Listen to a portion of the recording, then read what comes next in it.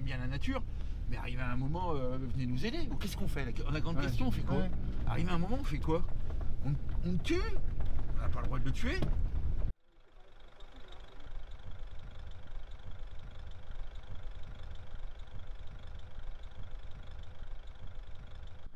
Dans la nuit du 7 au 8 février, 8 brebis ont été tuées à Aix-en-Othe. Un loup est suspecté par l'éleveur que nous avons rencontré. On peut supposer que c'est un loup, parce que là, les autopsies ont été faites, donc l'OFB est venu et a enlevé la peau, et on voit que la trachée, elle est percée et écrasée. C'est-à-dire qu'en fait, il les attrape à la gorge, il écrase les trachées, et puis il passe à une autre. T'as les crocs du loup là, tu les vois? Tu vois les crocs de la mâchoire, là. Tu vois? Et en plus, des fois, je me pose même pas la question si c'est le loup ou pas, quoi. C'est normal. Comme vous l'avez vu, on a trouvé des brebis mortes un peu partout. Il y en a 5 de blessés, 8 de mortes. Certaines ont été consommées, d'autres non. Ce qui est malheureux, c'est qu'on est sur une période où il y a beaucoup d'agneaux qui naissent, et ce sont des bêtes en plus pleines, donc ils ne peuvent pas courir beaucoup. Moi, ce qui m'ennuie plus, c'est qu'ils tuent pour tuer, quoi. C'est des bêtes isolées qui tuent pour tuer. Dans un pré, même s'il est grand, ça bouge encore autour de lui. Et tant qu'il n'a pas tué tout, bon là il n'a pas tué tout parce qu'il y en avait beaucoup de trop, il n'est pas satisfait, on va dire.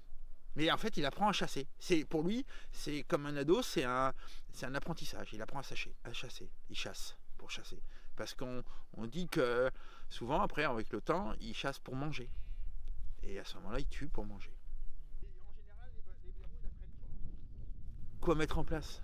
En gros, on a des surfaces de prairies qui sont très importantes, avec des grillages qui ne sont pas très hauts, c'est les grillages à moutons.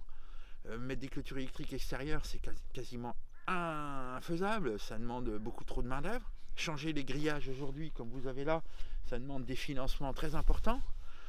Alors, moi j'attends pas grand chose de l'administration, des conseils oui sans doute, mais il y a le côté financier.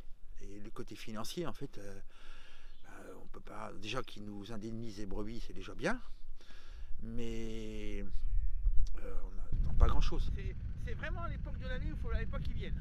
Moi je pense que aussi dans les zones où il y en a trop, il va falloir qu'ils régulent les populations. De manière à ce que le moins d'individus possible s'écartent.